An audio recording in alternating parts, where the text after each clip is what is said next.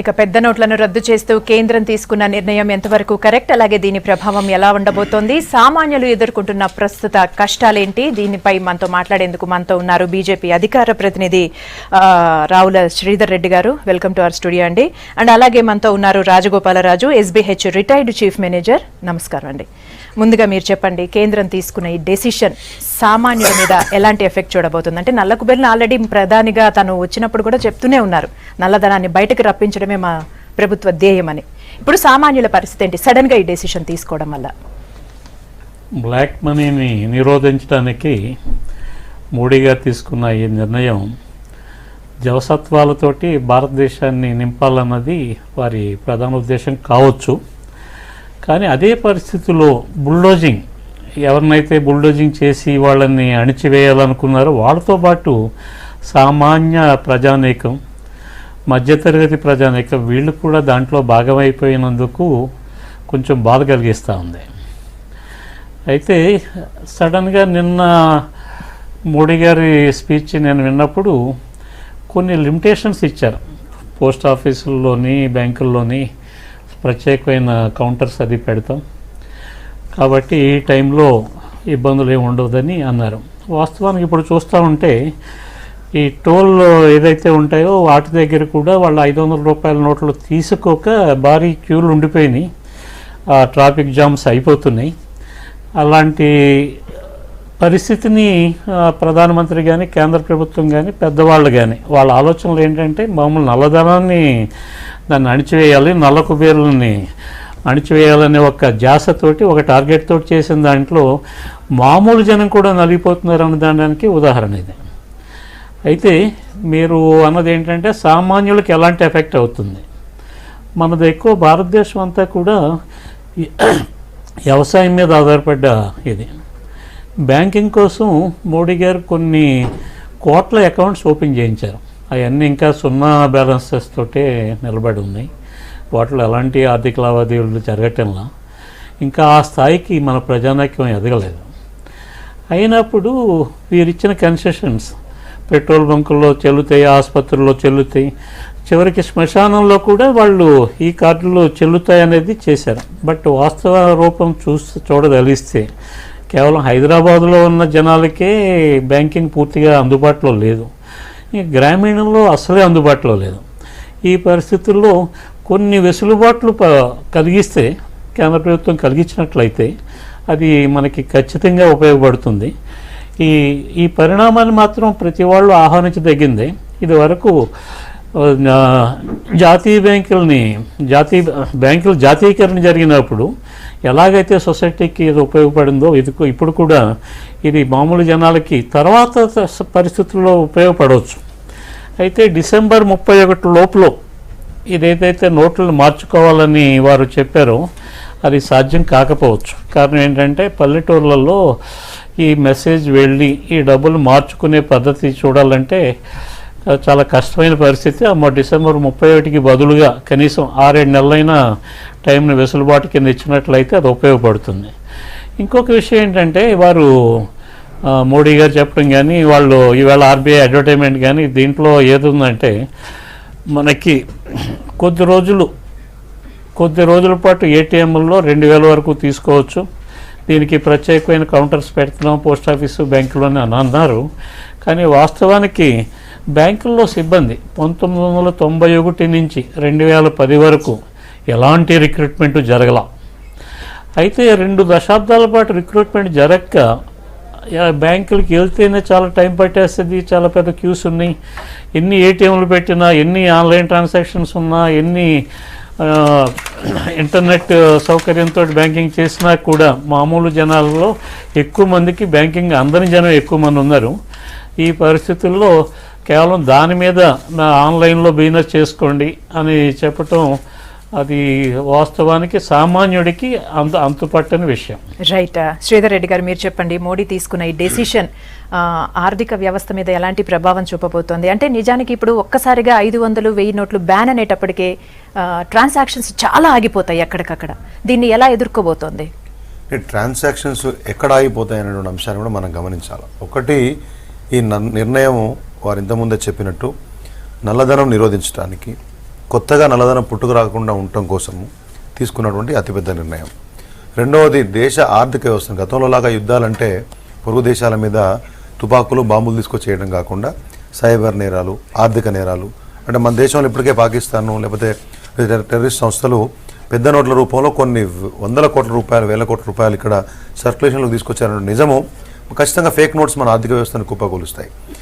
ఈ ఒక రెండో విషయాలు. తర్వాత రియల్ ఎస్టేట్ రంగం కావచ్చు, మరొక రంగం కావచ్చు, మనం ఇవాళ చిన్న చిన్న సమస్యల గురించి మనం బాధపడుతున్నాం. ఇంతకుముందు చూసాం, చాలామంది చెప్తా ఉన్నారు ఇవాళ ఇంట్లో ఫంక్షన్ అయితే ఎట్లా, లేకపోతే పలానా దగ్గరికి పోతే ఎట్లా, పలానా దగ్గర ఒక పెను మార్పు సంభవించినప్పుడు దీర్ఘకాలికంగా దేశం బాగుపడాలి, ఆర్థిక స్థిరత్వం రావాలి, ఆర్థికాభివృద్ధిలో ఎటువంటి అసమానతలు పోవాలి, అవినీతి తగ్గాలి, ద్రవ్యోల్బణం తగ్గాలి, నల్లధనం నిరోధించబడాలంటే మనం ఊరికే ఏదో ప్రభుత్వాలు చేయాలని చెప్పేసి పెద్ద పెద్ద మాటలు చెప్పడమే కాకుండా దాంట్లో భాగస్వాములు అయినప్పుడు కొంత మేరకు మనకి ఇబ్బంది కలిగే అవకాశం ఉంది.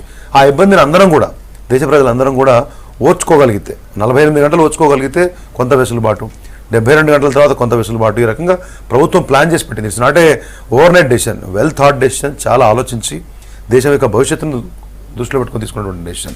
కాబట్టి దీంట్లో సాధ్యాసాధ్యాలు ఏమీ ఆలోచించకుండా చేశారన్నమాట అసంబద్ధం. అంటే ఇక్కడ ఒక క్వశ్చన్ కూడా రైజ్ చేయాల్సి ఉంటుంది. అంటే ఫస్ట్ స్టార్టింగే తను చెప్పారు, నల్లధనాన్ని ఫస్ట్ బయటకు తీసుకొస్తాను నేను అధికారంలోకి వచ్చిన తర్వాత తను చెప్తూనే ఉన్నారు. సో ఆ రకంగానే ఈ రోజు అయితే స్టెప్ తీసుకున్నారు. కానీ చిన్న క్లూ కానీ, అంటే ఐ మీన్ చిన్న లీకేజ్ కూడా లేకుండా సడన్ గా తీసుకోవడం ఎలాంటి దెబ్బకు కారణం అవుతుంది?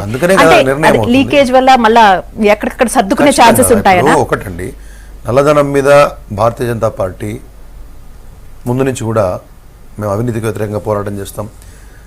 ఎలక్షన్ మేనిఫెస్టోలో చెప్పాం, నల్లధనాన్ని తీసుకొస్తామని చెప్పినప్పుడు ప్రభుత్వం ఏర్పరచగానే సీట్ ఏర్పరిచారు. గతంలో ఎప్పుడూ ఆ ప్రయత్నాలు చేయలేదు. ఏ దేశాల్లో నల్లధనం దాచుకున్నారో ఆ దేశాలతో ఒప్పందాలు చేసుకొని కొన్ని వేల కోట్లు మనం తీసుకురాగలిగాం. భారతదేశంలో కొత్తగా నల్లధన వ్యాప్తి కాకుండా కఠినతరమైనటువంటి చట్టం పార్లమెంట్ సాక్షిగా చేశాం. తర్వాత అయినా కానీ ఇంకా నల్లధనం దాచుకున్న వాళ్ళ కోసం వాలంటరీ, స్వచ్ఛందంగా అప్రకటిత ధనం ఏదైతే వాళ్ళ దగ్గర ఉందో మీరు డిస్క్లోజ్ చేయండి, వాటిని కొంత ట్యాక్స్ కట్టి వైట్ చేసుకోని చెప్పేసి ఒక అవకాశం కూడా మన సెప్టెంబర్ వరకు ఇచ్చారు. తర్వాత దాంట్లో 65,000 కోట్ల రూపాయలు మన దేశానికి వచ్చింది. అంటే మొత్తంగా ప్రధాని గారు చెప్పిన లెక్క ప్రకారం 1,25,000 కోట్ల రూపాయలు ఇప్పటికే అప్రకటిత ధనం, నల్లధనం, what ever it is, it has come out. ఇప్పుడు ఇంకా కూడా మీరు కొరడా చేతిలో పట్టుకోకపోతే ఈ వినే రకాలు కాదు. ఖచ్చితంగా ఇవాళ ఇటువంటి కఠిన నిర్ణయం తీసుకోకపోతే, ఇప్పుడు మా రాజుగారు చెప్పారు, బ్యాంకింగ్ వ్యవస్థ పూర్తి స్థాయిలో గ్రామాల్లోకి వెళ్ళలేదు, అందుబాటులోకి రాలేదు, మన ప్రజలు ఇంకా ఎదగలేదు. ఇంకెన్ని రోజులకు ఎదుగుతాం మనం? ఇవాళ బ్యాంక్ అకౌంట్ ఇవ్వలేని కారణంగా చాలామంది బ్యాంకు లావాదేవీలకు దూరం అయ్యారు. ఈ ప్రభుత్వం వచ్చిన తర్వాత ప్రధానమంత్రి జనధన యోజన పెట్టిన కారణంగా కొన్ని కోట్ల బ్యాంక్ అకౌంట్స్ ఇవాళ క్రియేట్ అయినాయి. వాళ్ళందరినీ యాక్టివేట్ చేయాల్సిన అవసరం ఉంది. చాలామంది ప్రతిపక్షాలు చెప్పారు, బ్యాంకుల్లో అకౌంట్లు వచ్చినాయి కానీ మీరు ట్రాన్సాక్ట్ చేయట్లేదు. ట్రాన్సాక్ట్ చేయొద్దని బ్యాంకు చెప్పలే, ప్రభుత్వం చెప్పలే. మీ అకౌంట్లో డబ్బులు వేసుకొని అకౌంట్ ద్వారా పేమెంట్ చేసేటటువంటి సిస్టమ్ని మీరు నేర్చుకొని చెప్తున్నాం. ఇవాళ 2,000 కంటే ఎక్కువగా ఉంటే మీరు చెక్ ట్రాన్సాక్షన్ చేయమని చెప్తున్నారు, డీడీ చేయమని చెప్తున్నారు, ఆన్లైన్ చేయమని చెప్తున్నారు. నిజంగా మీరు ఇవాళ హాస్పిటల్స్లో మనం వెళ్తాం, ప్రాక్టికల్ సిచ్యువేషన్, పోగానే ఏమైనా రోగిని తీసుకుపోతే 30,000 కట్టమంటాడు, క్యాష్ కడతాం. ఎవరికి కడుతున్నారు? ఆ రిసీట్ గవర్నమెంట్కి వెళ్తుందని ఏమిటి? ఇవాళ ప్రాక్టీషనర్స్ చాలామంది ఉన్నారు, ప్రైవేట్ ప్రాక్టీషనర్స్. మనం వెళ్ళిన ఏ డాక్టర్ దగ్గరికైనా డాక్టర్లందరూ నల్లధనం ఉందనట్లే, ఓ రిసీట్ ఇచ్చే వాళ్ళు ఎంతమంది ఉన్నారు? ఆ రకంగా రియల్ ఎస్టేట్లో బ్లాక్ పేమెంట్, ఇప్పుడు రిజిస్ట్రేషన్ వాల్యూకి ఏమో చెక్ వెళ్తుంది, మిగతా డబ్బులకి బ్లాక్ వెళ్తుంది. ఈ డబ్బంతా కూడా కొంతమంది వ్యక్తుల దగ్గర, దేశంలో మినిమల్ పర్సంటేజ్లో ఉన్న వాళ్ళ దగ్గరికి వెళ్ళి వాళ్ళ వ్యవస్థను, రాజకీయాలని, మొత్తం రాజ్యాంగ వ్యవస్థను కూడా శాసించే స్థాయికి వెళ్తూ ఉన్నారు అవినీతిపరులైన అధికారులు. వీళ్ళందరి దగ్గర ఉన్నటువంటి అప్రకృత ధనం ఏదైతే ఉందే వాళ్ళ అది నిర్వీర్యం అయిపోతుంది. దాని ద్వారా కొత్త కరెన్సీ మార్కెట్లోకి వచ్చి అది సర్క్యులేషన్లో పెరుగుతుంది. బ్యాంకుల దగ్గర లెండింగ్ కెపాసిటీ పెరుగుతుంది, white amount lending capacity circulation. దాని ద్వారా ప్రజలకి అందుబాటులోకి డబ్బు వస్తుంది. ఎవరికి? ఔత్సాహిక పారిశ్రామికవేత్తలకి, సామాన్యులకి, వీళ్ళందరికీ డబ్బు వచ్చినప్పుడు అభివృద్ధి పెరుగుతుంది. ప్లస్ ఇప్పుడు మనం చూస్తూ ఉంటాం, రియల్ ఎస్టేట్ భూమి పెరిగింది, ఆడ 10 లక్షలు ఉంది, నిన్న ఇవాళ ₹1 కోటి. ఎందుకు అవుతుందండి 10 లక్షలు? ప్రభుత్వ ధర ఒకలా ఉంటుంది, రిజిస్ట్రేషన్ ఒకలా. ఇప్పుడు మనం లాస్ట్ టైం మనం అనుకున్నాం, ఒకసారి మహేశ్వరం అటు సైడ్ భూమి పెరిగినప్పుడు 10 లక్షలు ఉన్నాయండి, నిన్న అడ్వాన్స్ ఇచ్చారు, మొన్న 20 లక్షలు. 10 లక్షల నుంచి 20 లక్షలు ఓవర్ నైట్ ఆ ఎకరం పెరగడానికి ఏమి ఉంది? అక్కడ ఏం జరుగుద్ది? సామాన్యుడు ఎట్లా కొనగలుగుతాడు? ఈ రకంగా 5-6 పాయింట్స్. ఒకటి, నల్లధనాన్ని నిరోధించవచ్చును, కొత్తగా పుట్టుకు రాకుండా చేస్తారు. ఆర్థికపరమైన క్రమశిక్షణ పెరుగుతుంది. సామాన్యుని కొనుగోలు శక్తి పెరగడం కోసము సరే అందుబాటు ధరల్లో అన్ని పౌర సేవలు కావచ్చు, లేకపోతే మిగతా వస్తువులు కావచ్చు, లేకపోతే భూమి కావచ్చు, మరొకటి వసతి కావచ్చు, మరొకటి కావచ్చు, అందుబాటులోకి వస్తాయి. దేశ ఆర్థిక వ్యవస్థను బలోపేతం చేయగలుగుతాము. తర్వాత ఈ రకమైనటువంటి ఫేక్ కరెన్సీని ట్రాన్సాక్ట్ చేసేవాళ్ళు తగ్గుతారు. తర్వాత మీకు ట్యాక్స్ కలెక్షన్స్ పెరుగుతాయి ఆటోమేటిక్. ఇప్పుడు డిబేట్ లోకి వెళ్దాం. శ్రీధర్ రెడ్డి గారు మీరు చెప్పండి, ఇప్పుడు బ్లాక్ మనీకి ఎక్కువ చెక్ పెట్టినట్టు అవుతుందా ఈ డెసిషన్ తో? యాంటీ ఎలిమెంట్స్ మొన్న జరిగిన సర్జికల్ స్ట్రైక్స్ తో ఒక కోణంలో కూడా ఈ రకంగా కూడా యాంటీ ఎలిమెంట్స్ కి చెక్ పెట్టినట్టు అవుతుందా, లేకపోతే ఫేక్ మనీ నిరోధించడానికి అనుకోవచ్చా? అదే ఇప్పుడు మల్టిపుల్ బెనిఫిట్స్ ఉన్నాయి దీంట్లో. ప్రధాని గారి యొక్క ప్రసంగంలోనే చాలా స్పష్టంగా చెప్పారు, నల్లధన నిరోధ వ్యాప్తి ప్రధానమైనటువంటి అంశము. అదే సమయంలో నేను నా ఇనిషియల్ కామెంట్స్లో కూడా చెప్పాను, బేసిక్గా ఇవాళ ఉగ్రవాద తండాలు కానీ లేకపోతే క్రాస్ బోర్డర్ టెర్రరిజం కానీ ఇక్కడ ఉన్నటువంటి వివిధ రూపాల్లో ఉన్నటువంటి నక్సలిజం మరొకటో వీళ్ళందరికీ క్యాష్ ట్రాన్సాక్షన్ డబ్బు ద్వారానే సహాయం అవుతుంది, ఎవరు చెక్కులు ఎవరు వాళ్ళకి. సో తర్వాత ఇప్పటికే మనం చెప్పాం, పాకిస్తాన్ నుంచి వచ్చేటువంటి ఐఎస్ఐ ద్వారా ఫేక్ కరెన్సీ దేశంలో బాగా ట్రాన్సాక్ట్ అవుతుందనే విషయంలో మన ఆర్థిక వ్యవస్థ దెబ్బతింటుంది ఖచ్చితంగా.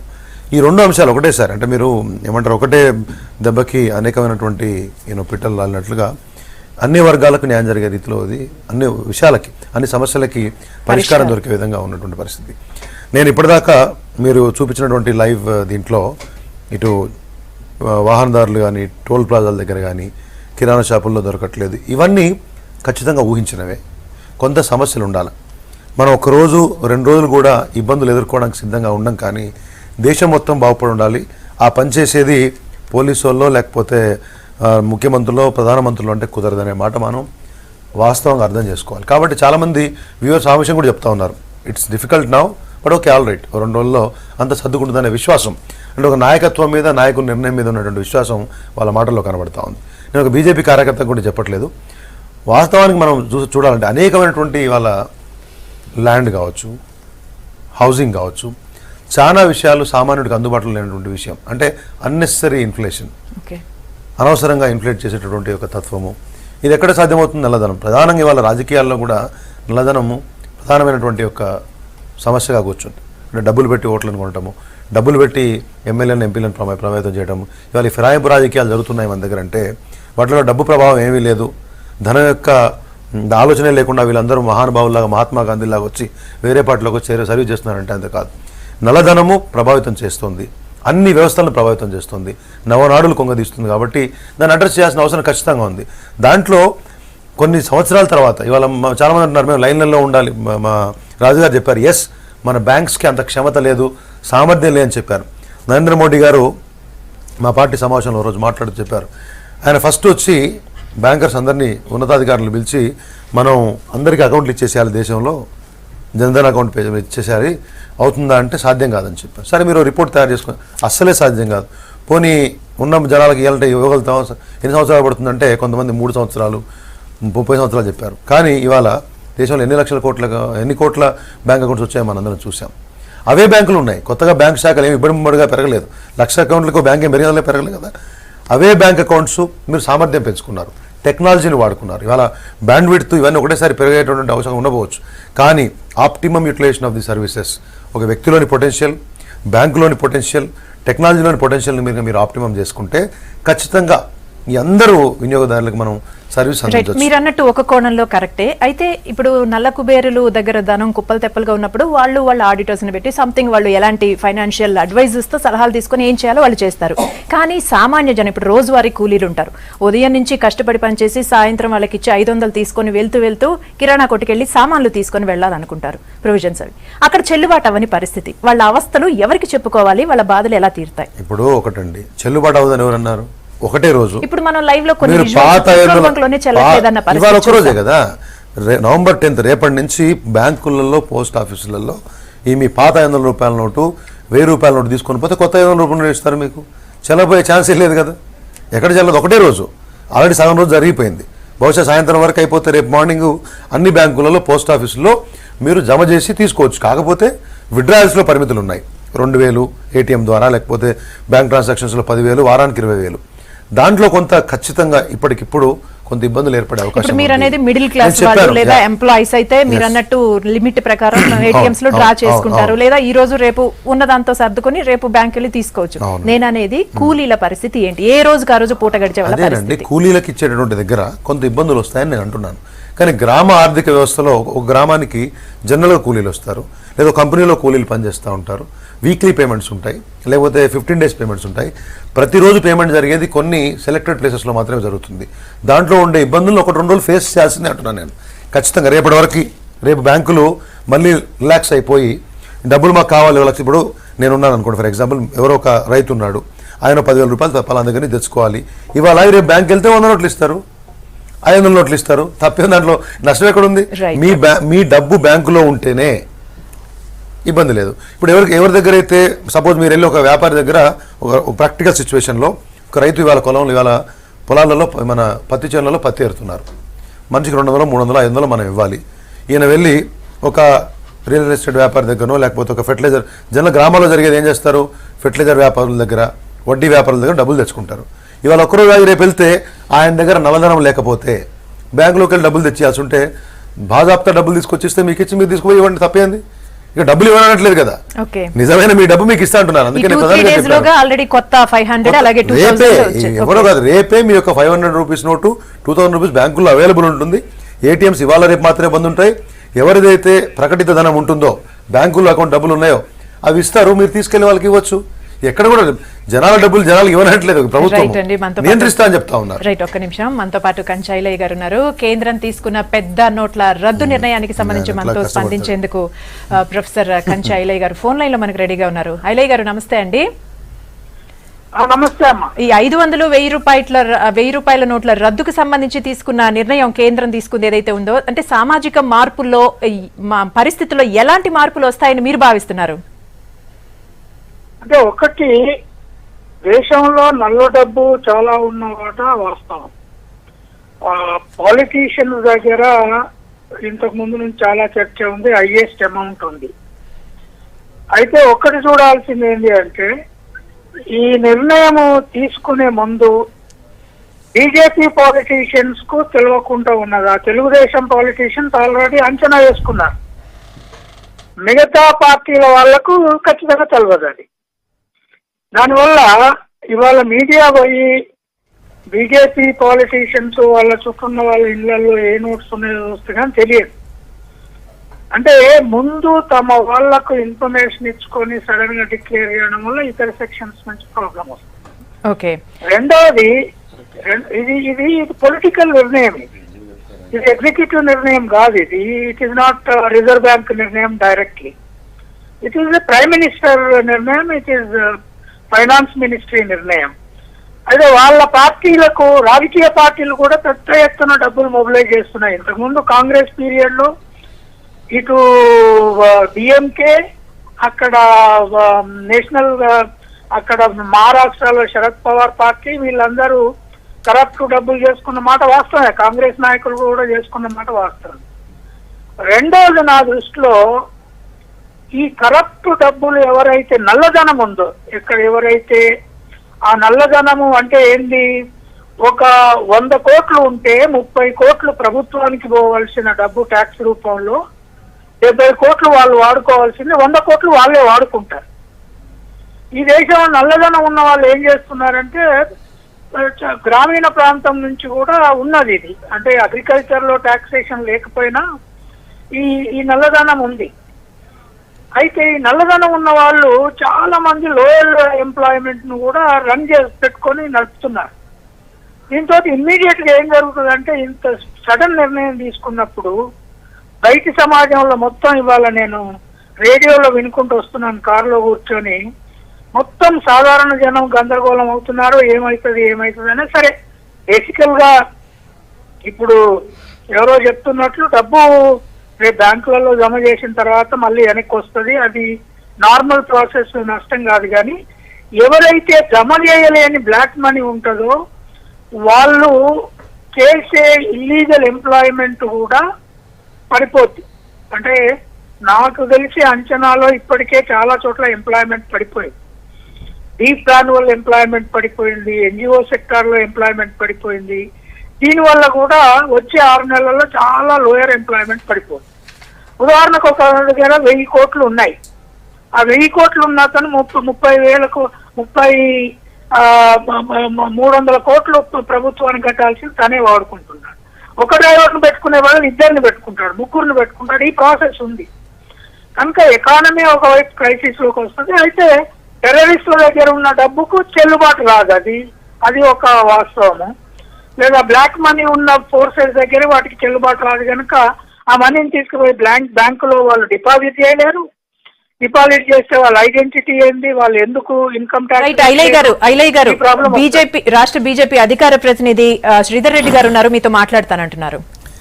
చెప్పండి శ్రీధర్ రెడ్డి గారు. అంటే ఏం లేదు సార్, ఇప్పుడు ఐలయ్య గారు అంటే మీతో స్ట్రేట్ అని కాదు, మీరు కొన్ని కామెంట్స్ ఏంటంటే బీజేపీకి సంబంధించిన నాయకులకు లేకపోతే టీడీపీకి సంబంధించిన నాయకులకు అంత తక్కువ స్థాయిలో మీరు ఆలోచించడం కరెక్ట్ కాదేమో. దేశ ప్రయోజనాన్ని ఆశించి చంద్రబాబు నాయుడు అయితే ముందే అడిగిండు. చంద్రబాబు నాయుడు ఏంటండి, ఒక నిమిషం ఐలయ్య గారు, వాళ్ళకి అంచనా ఉండదా, ఐలయ్య గారు బీజేపీ నాయకులకు అంచనా ఉండదా, అందులో నల్ల డబ్బున్న అసలే లేరంట. విషయాలు ఒకటి, చంద్రబాబు నాయుడు గారు ముఖ్యమంత్రి గారు కాబట్టి పేపర్లు వేసి ఉండొచ్చు, నాలంటోడు మీ పోటీ మాడితే ఆ రోజు వేసి ఉండకపోవచ్చు. అందరికీ దేశంలో పెద్ద నోటు ఉండటం మూలాన ఇబ్బందులు వస్తూ ఉన్నాయి, నల్లధనాన్ని దాచుకునే వాళ్ళకి ఈజీ మార్గాలు ఉన్నాయి, అందరం మాడుకున్నాం. అర్ధక్రాంతి పేరుతో ఆయన ఎవరు అనిల్ బొకిల్ గారు ఒక పెద్ద విధానాన్ని ముందు తీసుకొచ్చి ప్రతిపాదించారు, దాంట్లో కూడా ఆ విధానం ఉంది.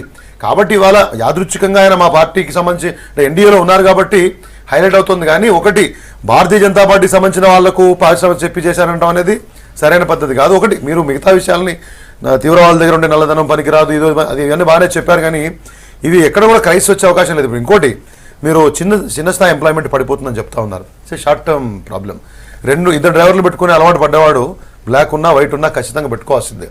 దాన్ని అడ్డం పెట్టుకుని 10 రూపాయలు ఖర్చు పెట్టి లక్ష రూపాయలు దాచుకునే వాళ్ళని మనం స్పేర్ చేసే అవసరం ఖచ్చితంగా లేదని చెప్తా ఉన్నాను. కాబట్టి దీంట్లో సంకుచిత భావాలకి సంకుచితమైన ఆలోచనలకి స్థానం లేదు. సిస్టమిక్ రెక్టిఫికేషన్ అవసరం. అవును, ఇంతకు ముందు కూడా ఇవాళ టైమ్స్ ఆఫ్ ఇండియాలో చూసినా చాలా చోట్ల ఇంతకు ముందు కూడా నోట్లు విత్డ్రా చేయడము రీప్లేస్ చేయడం జరిగింది. అయితే ఒకటి రాత్రి ఇంకోటి కూడా టైమ్స్ ఆఫ్ ఇండియా రిపోర్ట్ లో ఏముంది అంటే బీజేపీ ఎంపీలు కూడా ఇట్లా సడన్ గా చేయొద్దని చాలా మంది చెప్పారు, అయినా ప్రైమ్ మినిస్టర్ వినలేదనేది ఒకటి వచ్చింది వర్షన్. అది నిజమా కాదో తెలియదు. అయితే ఒకటి ఏమవుతుందంటే డెఫినెట్ గా పొలిటికల్ పార్టీలలో ఇంతకు ముందు మనకు చంద్రబాబు నాయుడు ఎక్స్పీరియన్స్ ఉంది. హైటెక్ సిటీ కట్టే ముందు ఎక్కడ భూమి కొనాలో వాళ్ళు ముందు వాళ్ళకి తెలిసిన వాళ్ళకు ఇన్ఫర్మేషన్ ఇచ్చుకొని ఆ ఏరియాలో నిర్ణయం తీసుకున్నప్పుడు వాళ్ళు చీప్ గా కొనుక్కున్నారు, కాస్ట్లీగా అమ్ముకున్నారు. రైట్, అట్లాంటి పొలిటికల్ నిర్ణయం అయి ఉంటే డెఫినెట్ గా ఒక పార్టీ అడ్వాంటేజ్ లో ఉంటది, ఇంకో పార్టీ డిసడ్వాంటేజ్ లో ఉంటది. బీజేపీ వాళ్ళ దగ్గర ఉన్న నోట్లన్నీ నిన్న మొన్న బ్యాంకులలో డిపాజిట్ అయి ఉంటాయి. ఏమైంది సార్, ఒకటి బ్యాంకులలో డిపాజిట్ అయిన ప్రతి రూపాయికి వాళ్ళ లెక్క ఉంది. బ్యాంకులలో డిపాజిట్ చేస్తానంటేనే పొలిటికల్ పార్టీలలో భారతదేశంలో ఏ పార్టీ లెక్క కూడా సరిగా లేదు. ఇవాళ నరేంద్ర మోడీ గారి యొక్క నాయకత్వం వచ్చిన తర్వాత ప్రజల్లో విశ్వాసం, మీరు ఇప్పటిదాకా లైవ్ లో మీరు చూసుంటారు V6 లో ఎవ్రీథింగ్ విల్ బి ఆల్రెడీ, అంటే ప్రజల్లో ఒక విశ్వాసం ఉంది. నేను చెప్పేది ఏంటంటే ఇంత పెద్ద నిర్ణయం తీసుకున్నప్పుడు ఉండే ఇబ్బందులు ఉంటాయి, రెపర్కషన్స్ ఉంటాయి, కానీ దాంట్లో దీని ఇంప్లికేషన్ రేపు ఎన్నికల నాటికి కనుక ఒక పార్టీ ఎక్కువ ఖర్చు పెట్టగలిగి మిగతా పార్టీలలో బ్లాక్ మనీ ఆగిపోయింది అనుకో. సిస్టమిక్ ప్రాసెస్ లో ఇండియన్ పొలిటికల్ సిస్టమ్ ఒక్క నరేంద్ర మోడీ నడపట్ల. నాకు ఫారెన్ వాళ్ళు కూడా చెప్తున్నారు, సిన్స్ ఈజ్ నాట్ మ్యారీడ్, ఈ వాజ్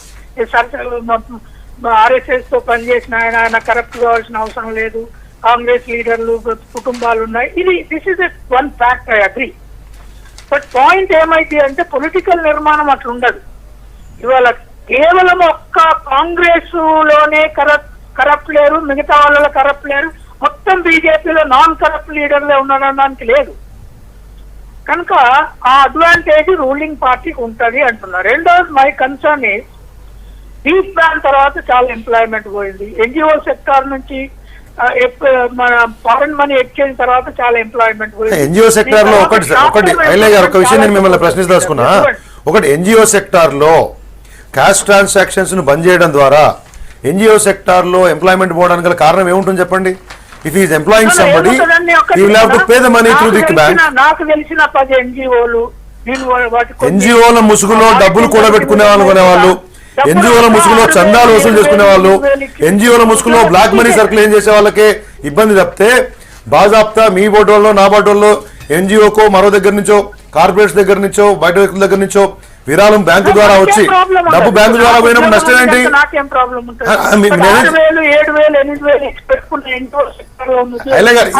ఎన్జిఓలు మీరు 2-3 సార్లు ఎన్జిఓలు ఎంప్లాయ్మెంట్ అన్నారు. ఎన్జిఓల ముసుగులో నల్లధనాన్ని చెలామణి చేసే వాళ్ళకి ఇబ్బంది తప్పితే ఎన్జిఓలు స్వచ్ఛందంగా జాగ్రత్తగా వచ్చిన విరాళాలని మళ్ళీ బాధ్యతగా జవాబుదారితనంతో ఖర్చు పెడితే వచ్చే నష్టం ఎక్కడా లేదు కదా. So there is no point in that. కాబట్టి ఇవన్నీ రివెల్ ఇష్యూస్ అన్న ఉద్దేశం.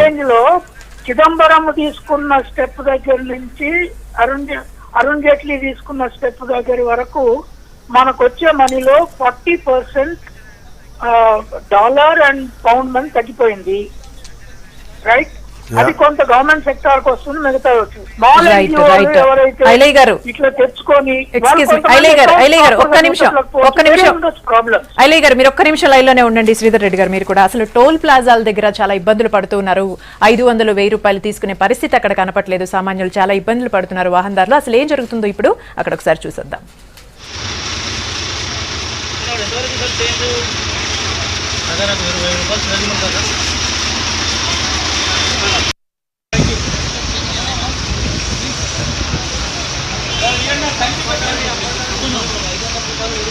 कुछ भी काम नहीं है, टोल टैक्स में मेरी गाड़ी पीछे है, उनको रिक्वेस्ट करो, नहीं तो छोड़ दे बोल रहा हूँ भाई, 50 रुपए लेंगे बगैर टिकट से छोड़ दे, बट मैं छोड़ दो बोल रहा हूँ मैं तो, नहीं तो 50 रुपए ले लो बगैर टिकट के छोड़ दो, मैं नहीं सुन रहे हमारी बात को, परेशान और कहाँ से लाएंगे हम भी पैसे, ज़रा पानी पीने वाला पैसे नहीं दे रहा, चिल्लर का तकलीफ हो रहा, पानी पिए तो पानी हम लोग अभी खरीद के लाए, वो कार्ड स्वाइप करा के वो लोग उनको क्या तकलीफ है, कल के दिन बैंक में जमा करें तो एक नंबर का धंधा है ना, ये तो एक नंबर का बिजनेस है ना इनका, ब्लैक बिजनेस है टोल टैक्स का।